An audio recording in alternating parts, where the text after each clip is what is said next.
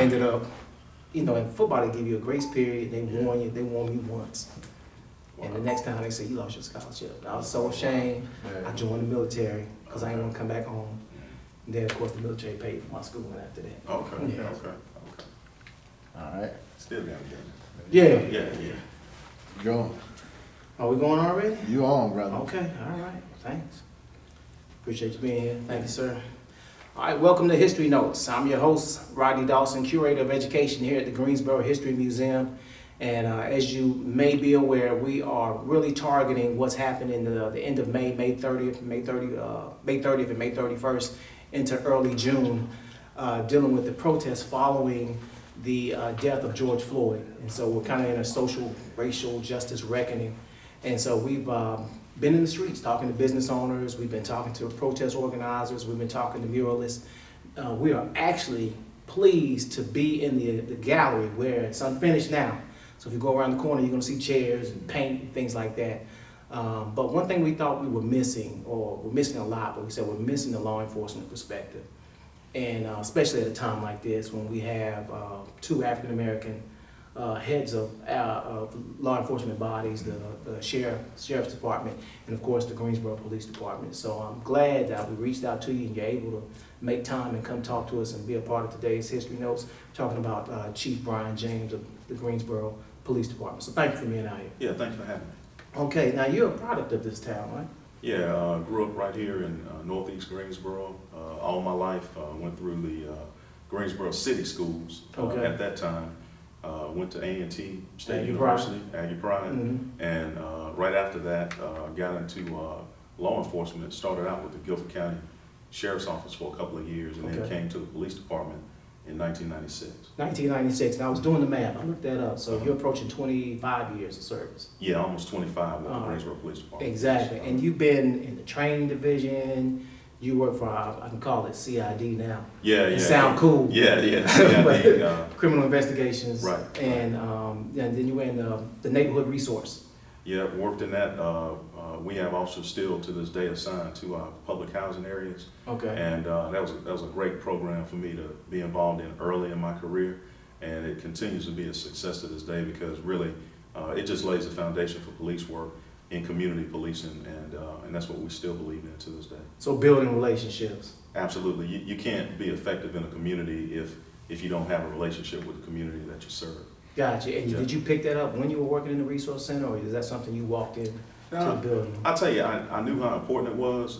Even when I started out, when I had the opportunity, when I was in patrol, I would, if I wasn't on a call, I'd try to park my car, maybe walk a couple of blocks, talk to people and things like that. And I think somebody noticed it because I kind of got recruited into that program. Gotcha.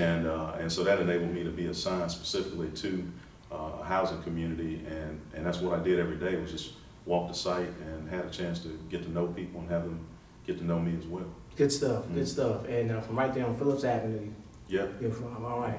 And so you're the chief in 2020. You took office in what, February? February 1st, official first day. Okay. And so working all those different entities within the police department, historically, what would you say are, I'm talking about the Greensboro Police Department and its relations to the community. Historically, what have been strengths and what have been areas that need improvement? I think, I'll say this, one of the areas that's been a strength for us is we have had good relationships with the community, and that has evolved over time. I think that as police work in general, specifically in Greensboro, we have had good relationships, but at the same time, what needs improvement is that we do have some parts of the community that still have a lack of trust in the police department. And what I'm trying to do and what we're trying to do is we're trying to figure out how we can bridge those gaps and have those conversations with the communities that may not necessarily trust the police. And of course, in the time that we're in right now, it may be one of the most difficult times to do that, but we still feel like it's important, and that's still what we plan to do. All right. So prior to, we had things that have happened with Marcus Smith and other situations, but specifically speaking with the events that were, I hate to use this word, but sparked by the death of George Floyd. So prior to May 30th, when the first protest happened, the first demonstration, what was your focus as a police department? It's kind of hard to say in the year that we're in, and I say that because we're still dealing with the coronavirus and things like that. We were trying to figure out how to still maintain our connections with the community and to do them safely. What I did back in February when I first got the job is I went on a community-wide tour where I was having meetings with people in various neighborhoods. Yeah, I was doing that. We had to cut that a little bit short because of the COVID-19 concerns. In addition to that, we were planning to do community classrooms, which is something we're still going to do. And community classrooms, what I mean is like taking different law enforcement topics and covering those. Like one of the first ones we were going to do was going to be vehicle stops, because a lot of people have questions about, okay, what should I do on a vehicle stop? What are my rights? Things like that. And we were going to cover that. In addition, we were also going to do some community walks, and we had some neighborhoods that had reached out to us through the initial meetings and said they would like to do some community walks with us, like through their neighborhoods. So, so we're still planning to do those things. It's just that now we've had to kind of hit the reset button because we have had the recent events, and then also we still have the COVID-19 concerns. So everything we do, we have to take that into consideration. But what I do know is that we can't just stop in our tracks where we are and wait for a vaccine, because we've still got to cultivate those community relationships. Well, that brings up a question I was going to ask later, but you're segueing into it now. I wanted you to kind of paint the scene as to, we're approaching, you understand that it might be a demonstration, we don't know the size or the scope of it, but knowing that you have to be prepared for it, I just can't, I can see the hesitancy, or maybe not that, but just the concern to send officers out to be side by side with one another and to be in the midst of hundreds of other folks in a time of COVID-19. How did you all deal with that? Very carefully. And what I'll say is that from a COVID-19 concern, I think we certainly put our officers in more risk than we would have otherwise. We certainly want to support First Amendment speech and a right to protest or demonstrate peacefully. But at the same time, the CDC and everyone else has said that, large gatherings increase the likelihood or the risk of someone having COVID-19. So we definitely had to take that into consideration. Of course, when appropriate, which may not always be appropriate, masks, gloves, things like that, hand washing, the things that they tell you to do, but at the same time, public safety was paramount in all of these situations. So I think that we kind of had to, we really had to look at what the risks were from a public safety standpoint, from a COVID-19 standpoint. And quite often public safety wins out on that. Okay. Yeah. All right. So once you find out, how did you find out there would be a demonstration? We got the information from various sources. What I'll say in this day and time, a lot of things are put on social media. Typically, I guess like way back in the day, people had to find out through word of mouth and things like that, and through actual pamphlets or publications. Now somebody can post something on a social media site, and you can gather up a number of people to hold a demonstration or any kind of event if you think about it. So when we found that out, we had to make sure that, of course, we have a staff in place to make sure that we could do it safely, whether that be shut down streets or whatever the case was. But it was definitely a concern. The first thing I thought about was COVID-19, because with large gatherings and then putting officers right there in the midst of it, we knew there would be an increased risk. What I'll say is, fortunately, we have had a few cases in the department, but I don't know of any cases that evolved from any of the officers working the protest. Okay. So it's mostly outdoors, and I know the risks are significantly less if you're outdoors, so we didn't have any of that. Now Greensboro is a town of almost 300,000 people, but we're not known as a Detroit or Chicago or New York, so when protests happen, I don't expect to see CNN here unless something drastic happens. But as the police, who's only, 3-4 months on the job at this point? Yeah, I guess that was about right at the time, about 3-4 months. Yeah. What goes through your mind in regards to your officers where you say, I'll tell you this. I watch a lot of television, news and stuff, but I watch In the Heat of the Night. Okay. And there was an episode where this civil rights worker, former civil rights activist, kind of like a Martin Luther King for the show, was coming to town. And they were talking to the police chief about providing protection. The police chief said, yeah, because this town, if we don't do it right, this town is going to be famous for something it doesn't want to be famous for. So that stuck with me when I knew you were coming. When you know you have an event like this, a demonstration, what goes through your head saying that I don't want us to be famous for something we don't want to be famous for? So what was like the chief concern for you other than COVID? Well, the first thing is you got to have a plan. You know, you got to have an operational plan as to how you're going to manage it, and that's based on information that we have, where we know people will be, what they might want to do, things like that. The other part is making sure that you got key leaders in place, and then making sure that I'm communicating with those leaders so they know what my desires are. You know. Now, how are you doing that? That goes into another question. Are you at home or are you? No, I was there. You were downtown? I was downtown. Yeah, every time we had a protest on the ground, I was at the office. Okay. Yeah, so making sure that I was constantly communicating with command staff, and they communicated with supervisors, and making sure that we were all on the same page. So more or less kind of knowing, like, if, you know, playing out scenarios, if this happens or if something else happens, how we're going to react to it, how we respond to it, and then making sure that our officers on the ground have definite instructions on how to handle situations and what would be tolerated and what would not be tolerated. Okay. Now, during the protest, was there any one or two events that you could talk about that raised your eyebrow or made you really communicate to your officers on the ground saying? Yeah, and I'll tell you, more than 95% of all the activity we had in Greensboro was peaceful. Right. We did experience some vandalism and some break-ins along the Elm Street corridor, and that's been tough to navigate, I will say. And the reason why I say that is because anytime I'm making decisions about how to respond to a significant event like that, somebody's not going to like my decision every time.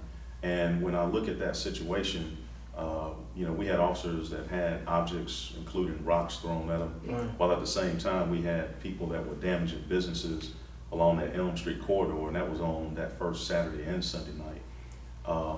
You know, we got some people that think that you know, we reacted too harshly, and some people think we didn't react enough, that we should have done more.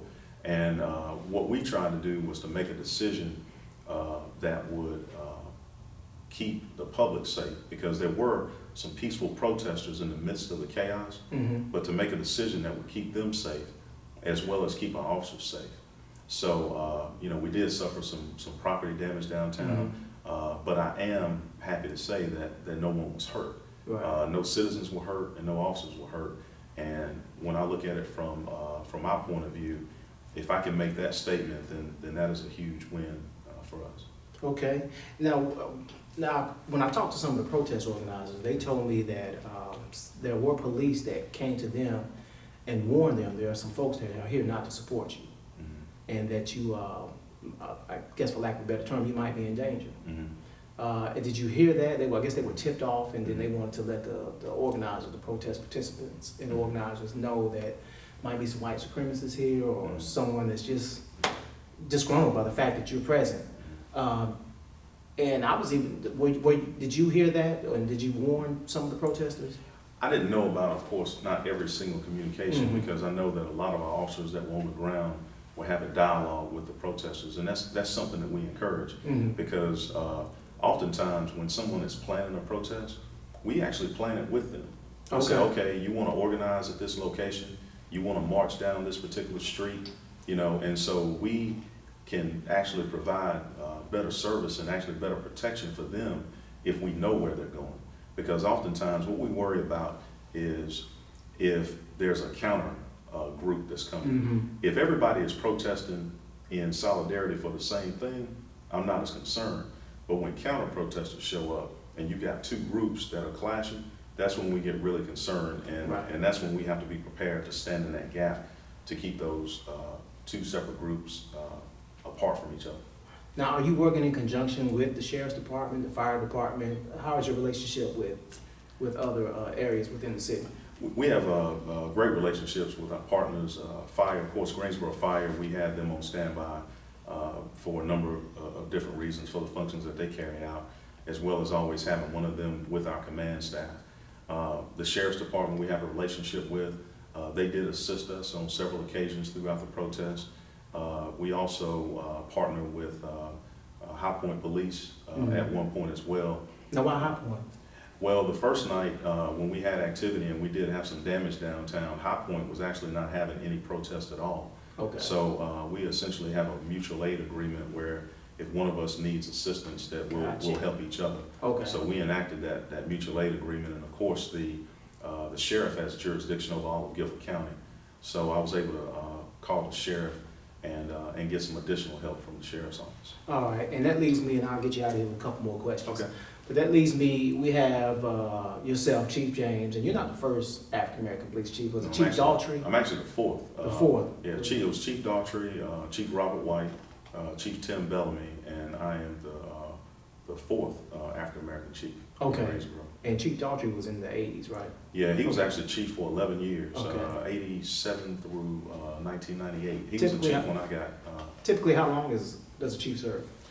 I mean, it really depends. I say on average, most chiefs serve right around 4 years on average. You know, it kind of depends on how much time you have once you actually get the job and things like that. Busy job. You have to have a chief of staff.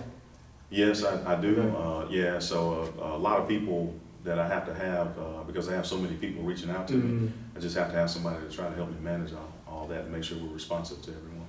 Well, so we have Chief Brian James, African American. We have Sheriff Danny Rogers, African American, approaching this demonstration, this reckoning of social and racial justice. That's because of the death of an African American. How does that dynamic play out? You know, as you're a law enforcement officer first, but how does it? But you're also an African American. How does that play out in your mind? Well, I'll tell you this. So as African American, I mean, obviously, you know, I was a black man before I was a police officer, and after I retire, I'll still be black. Right. So most of what has made me as a person has been through the black experience. However, I've been in law enforcement for a number of years, and I also understand a lot of a lot of it is shaped around what I learned in law enforcement.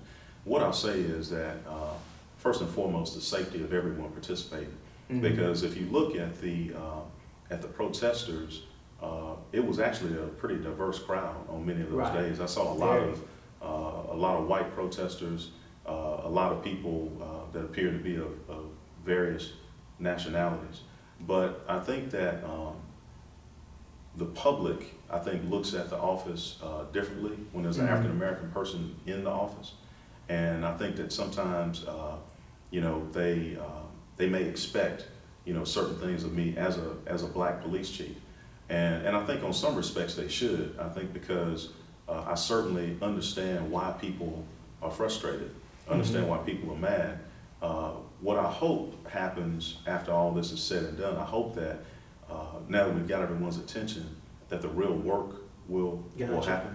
I think that you're still seeing some protests throughout the country, and what I'll say is that I'm thankful that for right now it's quiet in Greensboro, but I think now is when the real work comes, when you have to sit down and have the conversations and things like that. And I think that myself and the sheriff, I think we have a great opportunity to make our respective agencies better.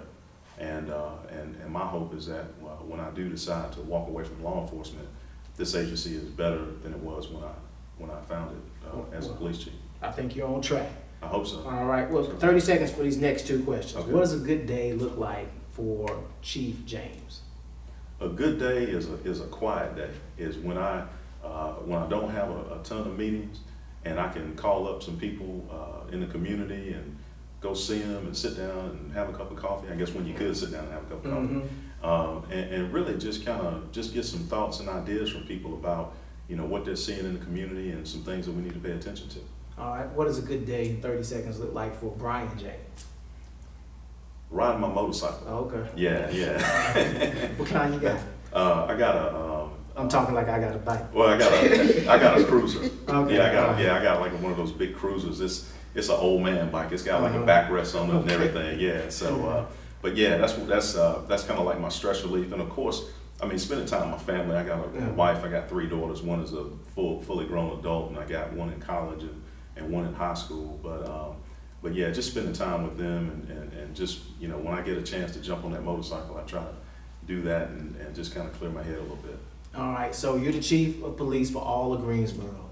There's a football game between Smith High School and Page. Okay. Whom are you rooting for? Oh, I'm rooting for Paige. I mean, I mean, I can't. Yeah, I can't. That's part of that's part of my DNA now. I love all my Greensboro people, but Paige High School, I learned a lot of lessons, playing football, and really they kind of carried me throughout life. Okay, well that's good to know. Yeah. Well, Chief, I appreciate you coming out on History Notes and talking to us. As you see, we're going to have this exhibit, and we're either going to feature this online and inside on a monitor inside this gallery here. Okay. But we wanted to get everyone's perspective, and we were missing the law enforcement perspective. We do plan on talking to a couple others, but we're so thankful, Mr. Glenn and yourself for making time to come talk to us on History Notes. Thank you. Thanks for having me. Thank you. Yeah.